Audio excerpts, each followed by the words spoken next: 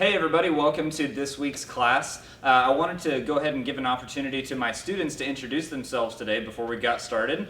So this is Matt. Matt, go ahead and introduce yourself. I'm Matt Jackson. I've been doing Krav for about 6 years and Jiu-Jitsu for a little over 3 years. Awesome.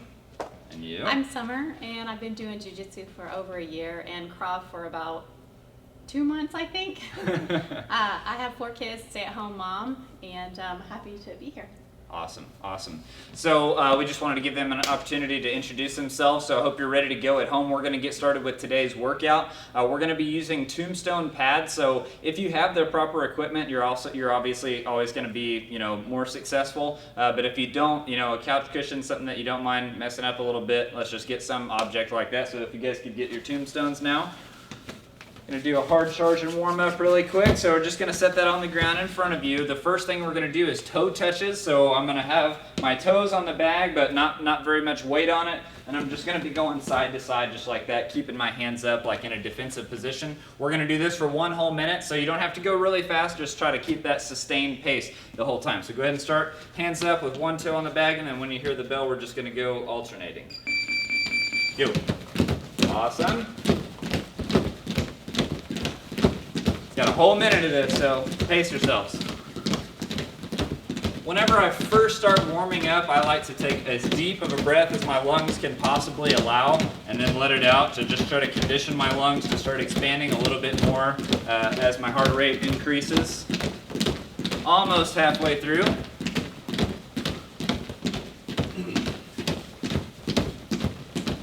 "30 seconds now.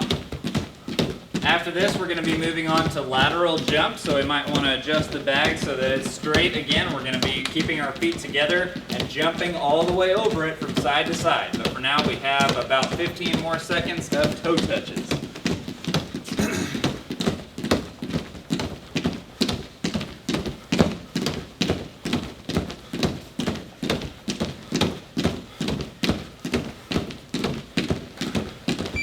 And time. Okay, so let's adjust those bags.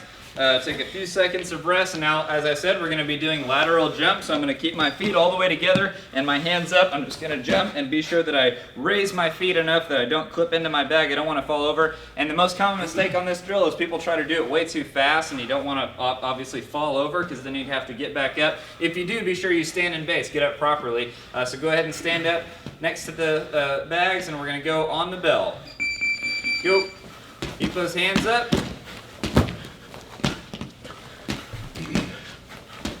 Be sure you bend your knees and get your feet so you can clear the bag by enough. We're only doing this for 30 seconds. 30 seconds. So you're already halfway through. Try to keep moving the whole time. The more you bend your knees, the higher your feet go, the less likely you are to clip into your bag. After this, we're going to be doing side-to-side walking push-ups on the bag. 1 more second, time. Okay, so now on the walking push-ups, I'm going to start off with 1 hand on my bag. I'm going to do a full push-up, and then I'm going to walk over, touch the bag to my chest, and then I'm going to walk over again so that my other hand is on it. If you can't do full push-ups, or if you get so tired that you feel like you need to stop, don't stop. Just simply go to your knees and then keep going. So let's go ahead and get into position. We're going to do this for 30 whole seconds. 1 hand on the bag. Ready? Go.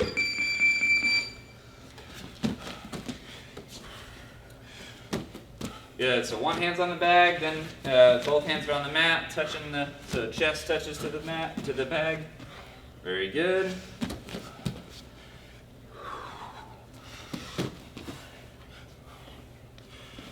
Only 10 seconds left. Keep going. 5 seconds. Get a couple more in. And time. Great job, guys. Now we're going to be moving right along to some dynamic stretching. We're going to do a front kick. It's not actually a kick, it's just a dynamic stretch. So I'm just going to swing my leg up like that. And then on my same leg, which is going to be my back leg, I'm going to thrust my knee forward. So I'm basically going to do the back of one leg and then the hip flexor on the other. As soon as I'm done, I'm going to switch my stance and then do front kick and then thrust knee. So we're going to go one on the other, switching your stance every time. So go ahead and get in your stance. Whichever stance you want, it doesn't matter. And go. Very nice. We're going to be doing this for between 30 seconds and a minute, just until you feel good and warmed up. And if you have any particular injury that you're working past right now, or any sort of limitation like that, if you feel the need to take some extra time to stretch out a certain body part, always feel free to pause the class, stretch that body part out, try to keep moving, keep your heart rate up, and then join us back as soon as you feel ready. So we're going to do this for about 10 more seconds, guys.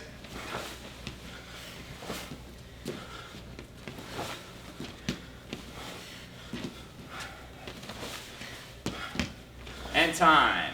Okay, we're going to take a 30-second break. 30-second break, just to catch your breath a little bit.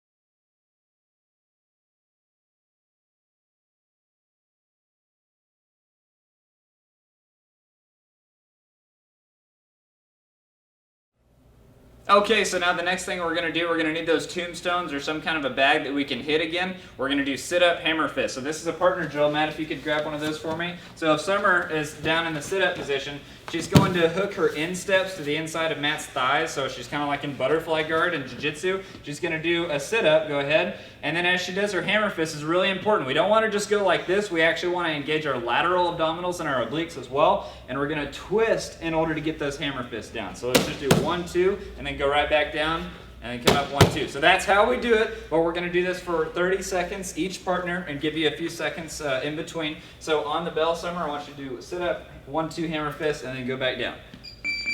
Go. This is our last exercise of our warm-up, so really burn this out.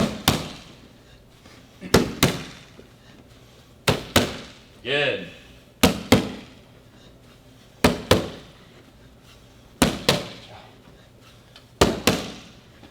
Ten seconds. Breathe out as you hit.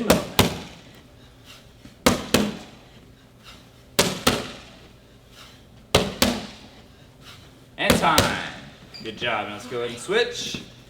Give you at home a second to switch. So again, he's got basically his shoelaces on the inside of the thighs. He's pressing out, so that way he has something to anchor to. We don't want to use too much of the hip flexor muscles. We want to use as much of the abs as we can here. So on the bell mat, I want you to sit up, hammer fist, hammer fist.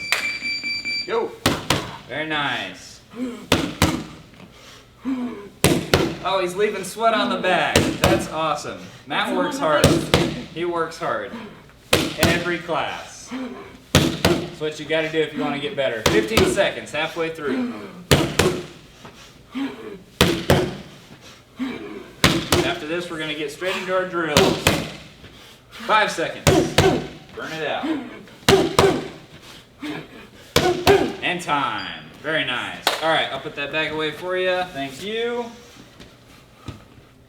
Okay, so now we're going to move straight into our first drill. In our last class, we talked about just all the different angles and all the important aspects of body sponsorship, all that good stuff of our power punches. And so right now, we're going to talk about setting up power punches so that they can actually land and hit their intended target by setting them up with a fake jab. Okay, so the idea here is if I were sparring with Matt, if we were doing some kind of boxing or kickboxing sparring, if I really want to hit him with my right hand, it's going to be difficult for me to just go straight in and do that. I need to set it up first. And the reason why is if I'm here, he knows we're fighting, he's in his defensive stance just like I am, and he's probably actively hitting me back. So if I just go straight to throwing a cross, he might parry, might do something, okay? But if I throw a fake jab ahead of it, he might worry about my jab, and then while he's blinking and bracing for impact, or while he's trying to block it, or whatever the case might be, if my cross immediately follows it, then it's probably going to get through his defenses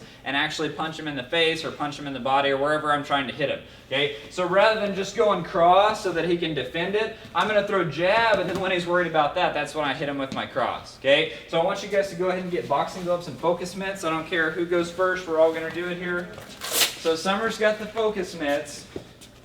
And it's important to have the proper safety equipment here, because something that I preach about a lot is realistic training angles. We tend to, if I'm going to throw a straight punch, we tend to throw it way over here because we know that when our partners parry it, then we're going to miss off to the side. But that's not doing anybody any favors.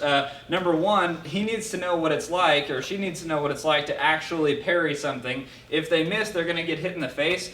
But we've got the appropriate pads on, and we're not hitting as hard as we can. So it doesn't hurt, but it is a little reminder like, oh, okay, I didn't do that quite right. I need to do, I need to parry earlier next time, or whatever the case might be. So here's the thing. We're gonna do, let's do, Matt, go ahead and do a jab for me, just right on that. And then when we hold this, remember we're simulating where the face is, so she's gonna meet him with some force right there in the center. So let's look at a jab.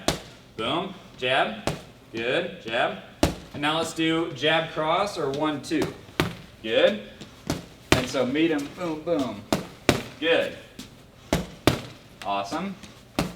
Okay, good. And so now we're going to be looking at all of our different power punches. So we have the cross, we have the hook, and the uppercut. The jab is the only one that's not a power punch, and that's just because it's more or less just the arm. There's not a big pivot, not a whole lot of body sponsorship there. So as he does his jab, he's not even going to make contact with it. So it's just going to be a fake punch. So he's kind of throwing it out there just enough to get a reaction out of the person that he would be sparring with, so he can throw the next one. So I want to do cross first. Let's do that a couple of times. So he's not even going to, so I want you to throw like a little fake jab and then really hit it hard with the cross. So he's not even going to hit that. He's going to hit the cross right here. So let's look at that. Boom. Yes, good. Good. Meet him with some force. There you go. Yeah. Couple more times. Good, time. And something that I tell people when they're sparring a lot is when they try to fake something, sometimes I'll notice that they try to throw a full motion of whatever the fake is and then the next one. But we don't want to do that. We want to give ourselves enough time to actually hit our intended target. So for example, if I'm going to throw a fake kick, right? And then I'm going to set up my cross. If I actually go way up high and then I throw my cross, well, that's not giving myself enough time to actually land it. All I want to do is set off her alarms and her peripheral vision like, oh, there's a kick coming. So I'd be just barely picking it up off the ground. That's enough for her to start worrying about it. So same thing here. I don't want to go all the way to the target and then stop just short of it and then throw my cross. I just want to throw, boom, just like that. Okay. So now we're going to do the hook. So for the hook, we're going to throw jab, fake jab, and then we're going to do with the same hand. So it's going to be with the left. This is one of my favorite setups. This is kind of one of the oldest tricks in the book because when I throw a jab, the response that I really want is for a nice big parry. And when she does a parry, hopefully it's too big, hopefully it's too far out of the way. Now look how open her face is. The hook is really going to get in there. So as I throw this, boom, that's what we're looking for here. So let's have you go back. So same thing. So he's not going to hit with the jab, but it's still going to be left hand hook. Let's do that in slow motion a couple times so we can set that up, show what it looks like. See, she really wanted to parry. It works. It works so well. Let's try that again. Good, and just straight across hook. Don't throw like an overhand or anything. Good. And so really play with it. You know, you gotta throw those punches around and just really explore the different angles that there are.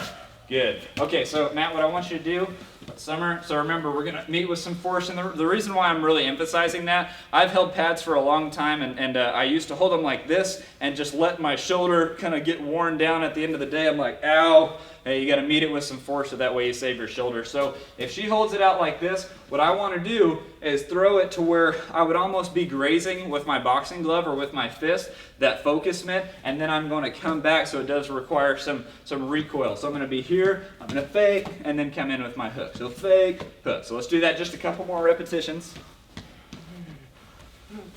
Good. A lot of pop there. Boom. Yeah. Okay, now let's move on. So now the next power punch would be the uppercut. Now an uppercut is one that it's a way different angle. Most of our punches are coming straight in or they're coming around, but I'm still aiming for the face, or I'm still, whatever the target is usually the front of the body. The uppercut is just a totally out there angle. It's coming underneath, right? So a lot of times it would be great to set up all of my punches, but if I weren't to set up one, the uppercut might be one that can get through all by itself. We're going to set it up anyway, though, because that's the drill. So she's going to hold always opposite sides. So I'm using my right hand, so she's going to throw her right hand. And remember, the three places that we get power from on an uppercut: the rotation of the body, the extension of the legs, and then lastly, the extension of the fist itself, or the arm itself. So I want to be here. So I'm going to use my jab essentially to get myself in that position. It's like an excuse to get way over here so I can be loaded up. It's kind of the equivalent to really rearing back. We would never actually do that, but that's what everybody wants to do when they don't have any training. So I'm going to be here and then throw it. So I'm going to just kind of throw my jab like, hey, look at over here, while I hit you down there. Okay, so let's do that, Matt. Slow motion, a couple times. Go over the pad with the jab. Over the pad. Yeah, and just, oh, that was a good uppercut. You look like you've done an uppercut before. That's pretty good. If you don't look as good as Matt at home, don't worry, you will one day.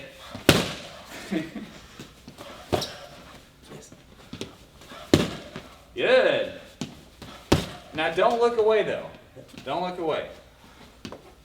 That's something when we really get into those power punches and we're like, yeah, I'm twisting my body so well right now. Sometimes you'll tend to look away, and that's no big deal. Just try to catch yourself. So partners, always be watching your hitter.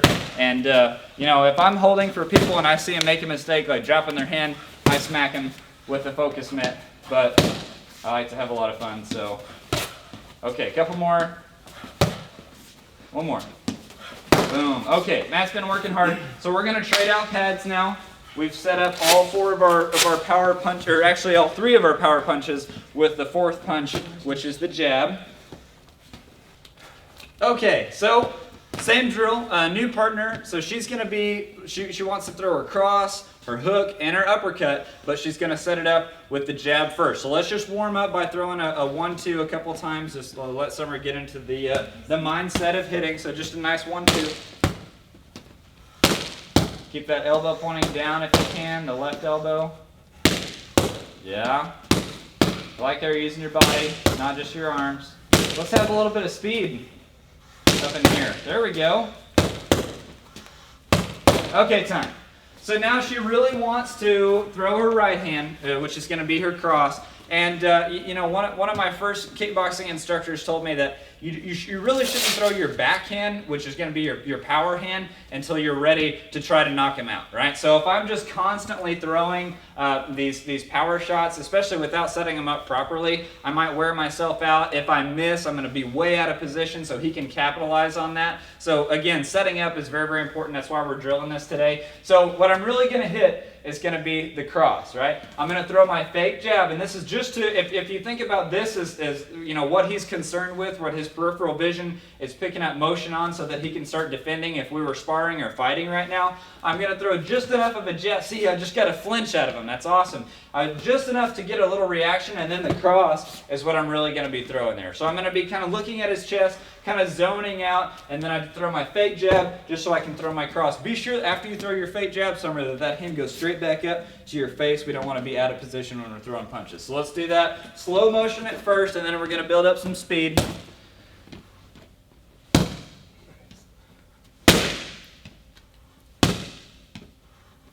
Good. Now don't be hitting an imaginary target. I do this myself a lot. We kind of imagine that there's a target here and we hit it and then just kind of throw it out there and then hit it. Just nice and smooth. Yes, that's what I want to see. You're faking me out. That's awesome.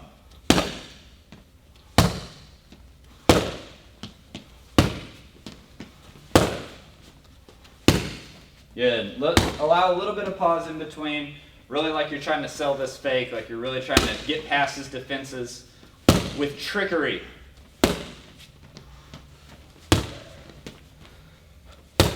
Good.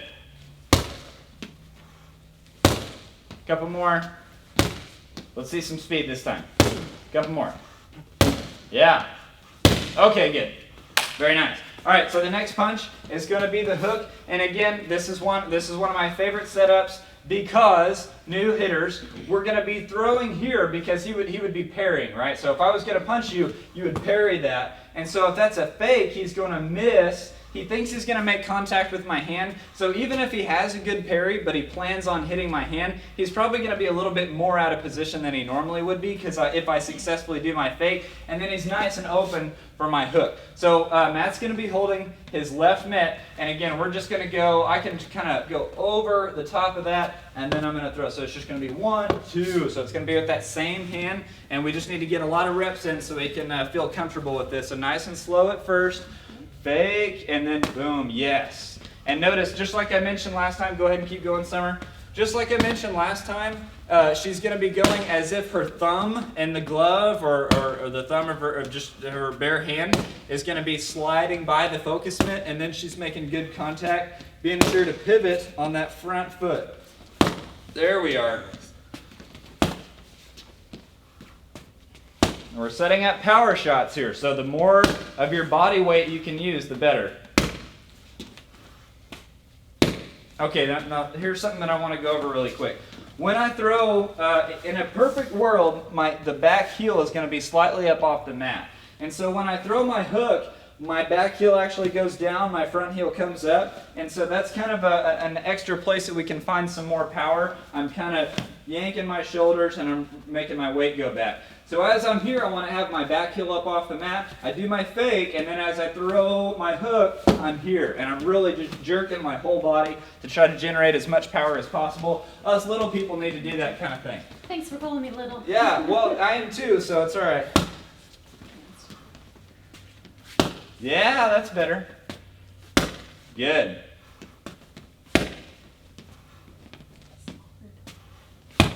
Good. And our elbows at the same level as the fist, and that's awesome too. Good, okay, time.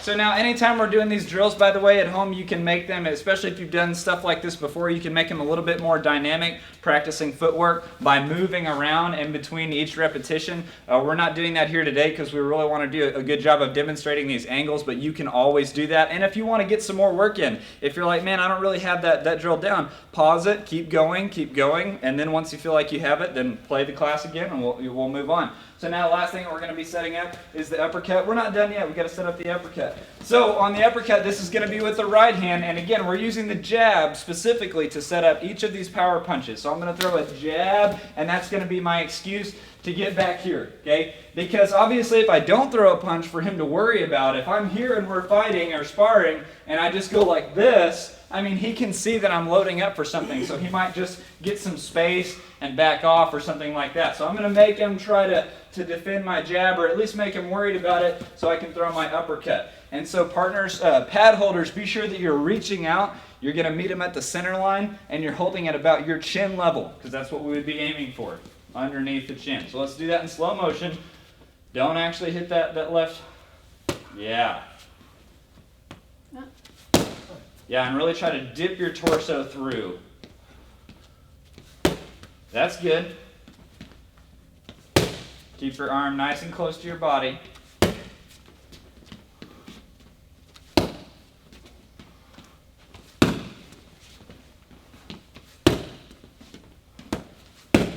Good. Now, I want you to try to keep your arm just a little bit closer and use your torso to do all that motion. Okay? Let's try that. Yeah, whoa. There's some power. We found some. Okay, let's change this angle a little bit. I want to be sure we get about right here. Okay, let's do that a couple more times. So fake jab, boom. Don't actually hit the pad though.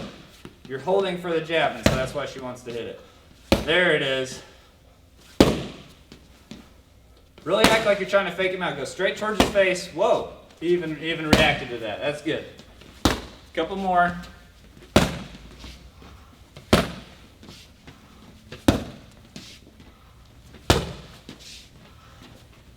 Okay, time.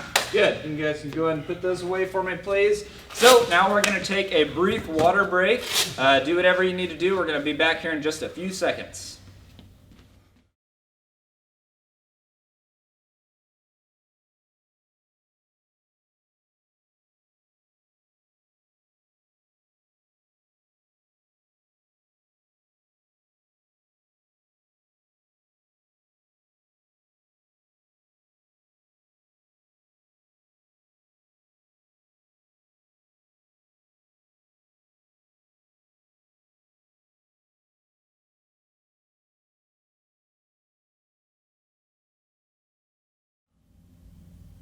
And now we're back. We're going to be calling numbers now and doing the drill that way. So when I say numbers, the jab is going to be number 1, cross is number 2, hook is number 3, and then uppercut is number 4. So those are the 4 punches that we're going to be working on. So we just used the jab, a fake jab, to set up all 3 of the power punches. Now we're just going to be doing some general footwork and hitting drills. So as we throw each combination, we're going to be moving around like I was talking about earlier, keeping in mind that our feet can get further apart but never closer together, and we don't want to cross them if we can help it at all. So just to review really quick, whichever direction I want to move, the foot that's closest to that direction must move first. So if I'm moving forward, my front foot has to move first, and then my back foot follows. Same if I'm going sideways, I've got to move, and so we're going to be doing good footwork like that in between our punches. So the pad holder, you could say 1, 2, and that means you want jab cross. If you say 1, 2, jab cross. If I say 2, 3, it's going to be cross hook.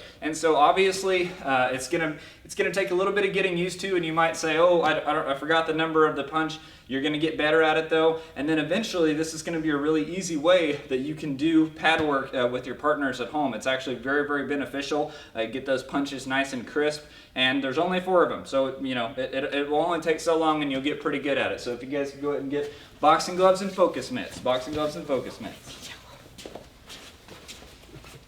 So Matt's going to be hitting first. And we're not going to try to trick our hitters or anything. We're not going to say 1, 4, 1, and just random numbers. We're going to do things that go together. So a jab cross goes together, cross hook goes together, and hook uppercut. So they're actually in order already. It's like we did that on purpose or something. So let's just start off with a couple of 1, 2s, and we're moving around every time. And then you can get a little creative from there. So 1, 2.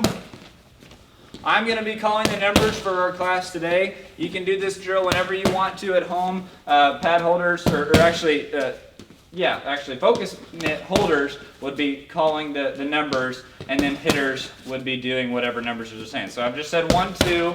Let's go a little bit crisp and fast. Crispy. Don't overextend though.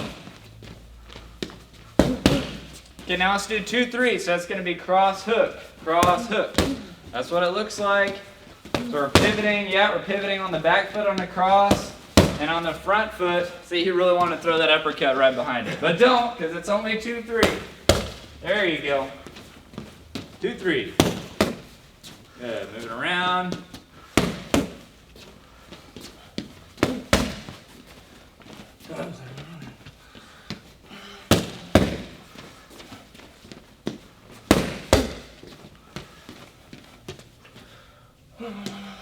You had to think about it for a second. That's all right. He's worried about rotating.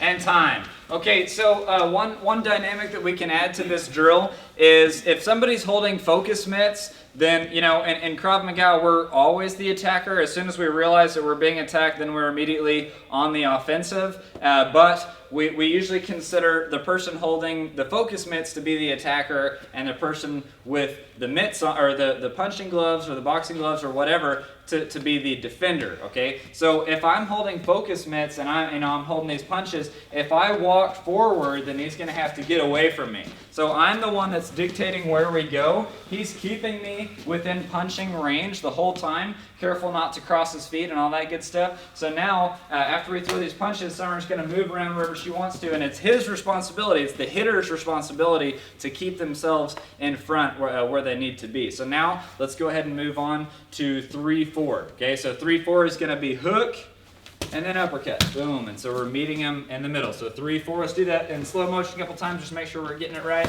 3, 4. 3, 4. Yeah. We got to stay in our little space here, but Summer's going to be kind of dictating where we go because she's the evil attacker. Good. Be sure you hold all the way sideways on that hook.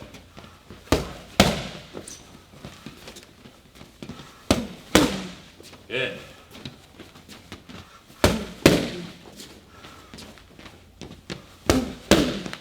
Nice uppercut.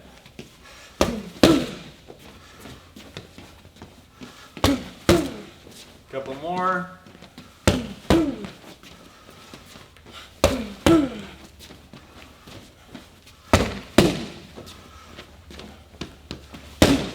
Good, time. Okay, let's go ahead and switch out pads,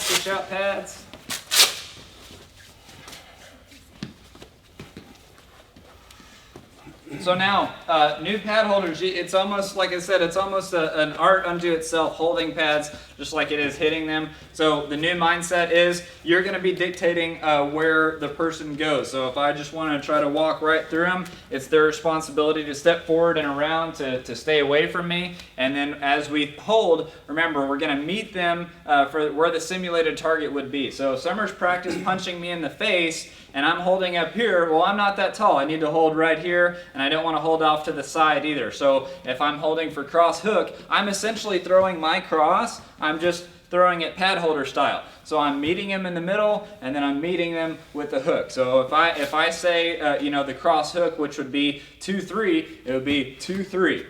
2-3. I'm even pivoting as well. So new pad holders, that's the mindset that we're in. But we're going to do 1-2 first, which is going to be left jab, right cross. Let's do 1-2. Start off nice and slow. Matt's determining where they go. She doesn't let him get too close to her where she can't defend herself properly. And we're really going to be firing down the middle with a little bit more pep now. That's good. And you don't have to try to push them over. Just make sure they're nice and fast. Fast punches. Good.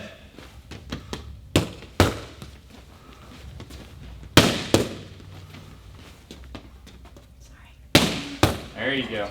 Careful not to cross your feet.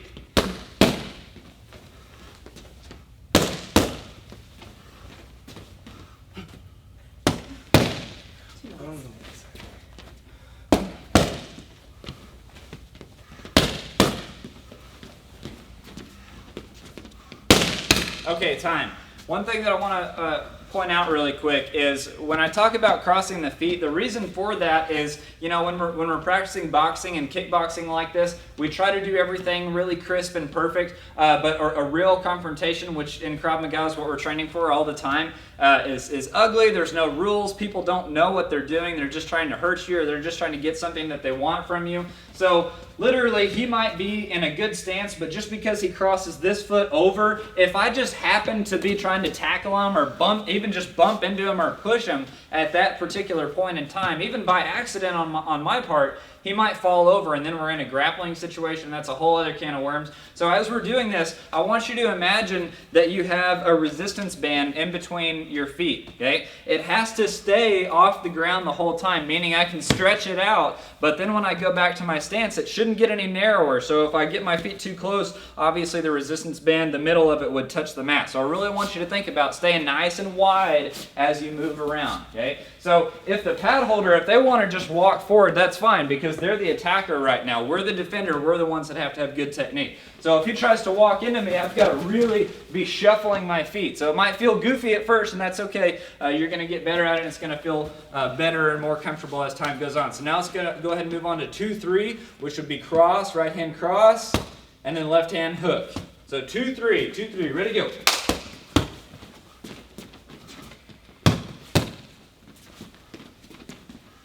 Yeah, so she's doing a much better job of kind of shuffling her feet now. That's wonderful. So we're going to be in a nice balanced stance the whole time. Good wide base so we can't just fall over.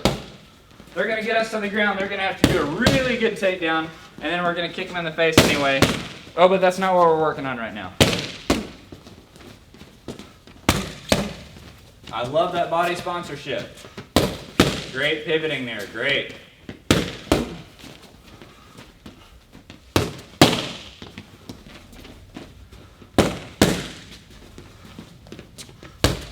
Okay, so let's go ahead and move on to 3-4. So 3 is going to be the left hook. 4 is going to be the right uppercut. Ready, go. 3-4. 3-4. There we are. Hook, uppercut.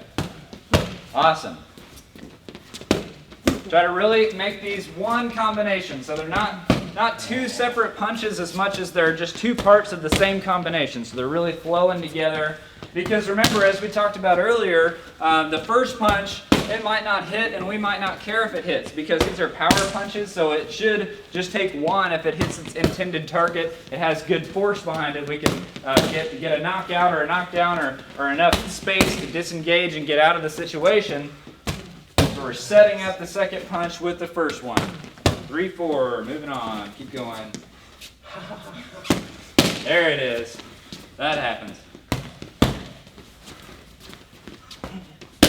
Okay, time. Great job, guys. So I'm going to have you go ahead and trade back mitts. We've got one more drill in today's class. And at home, be sure when we do drills like that, follow along with the class. Do your best to really try to do what we're doing. But then if you want to take it even further, then you can absolutely do that. So what we were just demonstrating is how to call numbers. We did 1 through 4 punches, which would be jab, cross, hook, uppercut. But now if you want to get a little bit creative with it and try, to do, 1, 4, so it'd be jab, uppercut, or whatever combinations you want to, do that. But as I always say, if you're consistently messing up, if you're consistently doing something wrong, that usually indicates you're going too fast, right? So just lower your tempo a little bit. Don't try to fake each other out quite so much, and then just go at your level right now and try to be increasing that all the time. So, but the last drill that we're going to do today is going to be sort of a burnout drill. We're going to be defending something, and then we're just going to be throwing punches and driving the person back slightly. So for example, if Summer is my attacker here, she's either going to try to punch me in the nose or try to punch me in the ear, and she's really going to try to hit me. So if I don't do the defense right, then I'm going to get hit. I need to know, how much I need to parry, how quickly I need to get my hand up to cover. So if she tries to throw a cross at me, for example, I've got to parry, and I have to do it correctly because I don't know quite how fast she's going to throw this. So if I'm really pawing at it, I might be too early or too late. So I've got to try to use my torso, my parry or my inside defense. I'm going to go parry, and now I'm going to be driving her back. If I'm parrying with my left hand or doing an inside defense with my left hand, then my right hand is what I'm loaded up for. So she would immediately need to go back, and then I'm going to throw cross and then hook, and then cross and then hook. And I'm going to be driving her back, and I'm just going to do that until the pad holder says break. You can take that as far as you want to. We only have so much room here in our classroom today, so we're only going to throw that combination twice. So for example, if I do my inside defense, I'm going to go cross, hook, cross, hook. I'm moving forward and advancing just ever so slightly with each one. And again, we're only going to do it twice. You can do it as many times as you want to, but I want you to follow along with us for right now. So let's look at just what I just demonstrated. So she's going to throw cross, so then he's going to throw cross, hook, cross, hook. Now let's switch sides. Cross, hook. Beautiful. So we're demonstrating how to do this. You need to play with the tempo on your own at home. Let's do that a couple more times, that specific one. Good. Good. Okay, so now let's do that same thing on the other side. So now she's going to try to throw her jab. So you'd have to parry there, and it would be hook. So as she tries to throw the jab, he's going to parry, and he's going to throw hook, cross, cross. Just like that. Okay, let's try that one more time. So parry her jab, hook, cross. Good. Keep those hands up. Switch sides and do it again. Very nice. One more time. Awesome. Okay, so now let's go ahead and switch pads.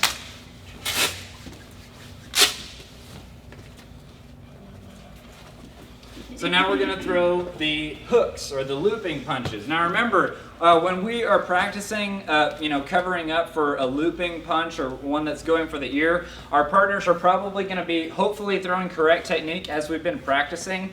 A real fight or a real altercation isn't probably going to be somebody with training. It's going to be these big, ugly things, so they're even easier to defend. As we've talked about a lot in Krav Maga, we've got our 360 blocks and 360 defenses. If that's what we happen to do, that's fantastic. This is for if we're a little bit later, we don't have quite enough time to move in and do a proper 360 defense, so we're simply going to be covering. On the cover, I want you to be sure that you're grabbing the back of your head, and there's no space between your bicep and the corner of your eye, essentially. So I don't want to be covering out here and then hit myself. I'm going to be nice. My shoulders are covering out my jaw, and then I'm simply going to cover like this, and then my immediate counter punch would be hook. Okay, so let's try left hand. So Matt's going to throw his left hand. She's going to cover with her right hand. Show me that now. And then it's going to be hook, cross, hook, cross. Just like that. Let's switch sides and do that again. Nice and slow. We're just practicing. We got a new hitter here, a new pad holder. Nice and slow. Cover, hook, cross. Now look, the most common mistake that everybody does when they do a cover is this hand goes down, right? So we want to keep that up nice and high. The way I think about it is I'm always trying to hide my jaw with my shoulders. So even if my hands are currently doing something, hopefully I'm at least covering up my jaw with my shoulder so we have purposely bad posture. Let's try that again. Yeah, hook, cross. Okay, let's do that same combination several times until we get nice and comfortable with it. Move around. Use the small space of our classroom.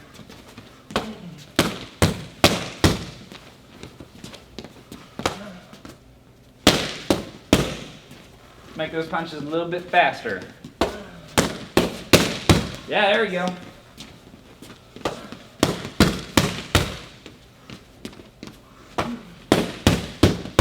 There we go.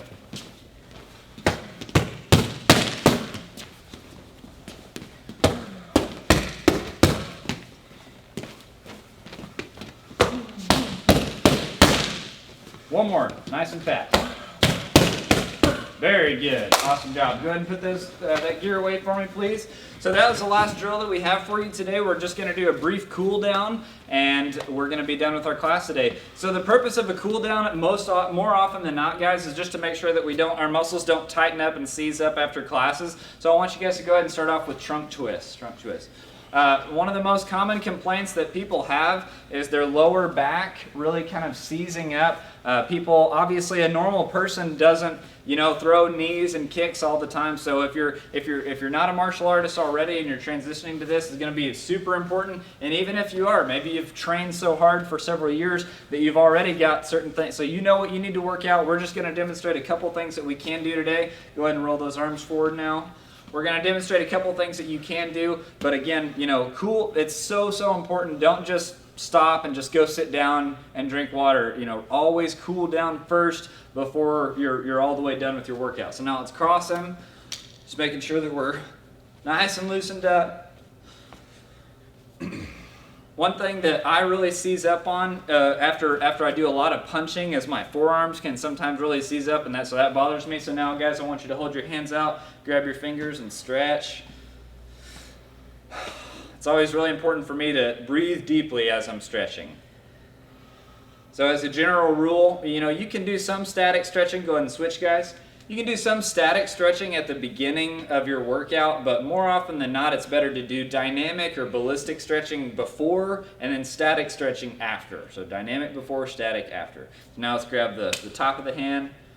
I'm just rolling that out. Go ahead and switch.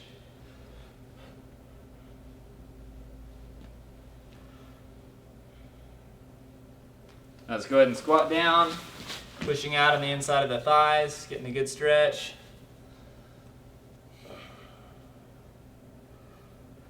Put the hands on the mat. Let's squat down on just one leg now.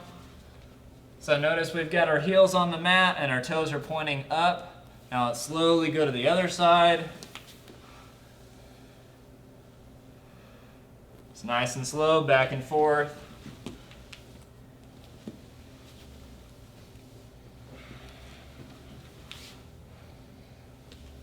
Alrighty, so again, do whatever you need to do, especially if you have certain injuries. Be sure to stretch those out. Hope you had a wonderful time working out with us today, and do be sure to make those drills your own. We're trying to demonstrate a few specific drills, working on specific skills for you guys to continue getting better, but you can always make those your own and do more or less or however you want. So hope you had a great time today. Have a good one.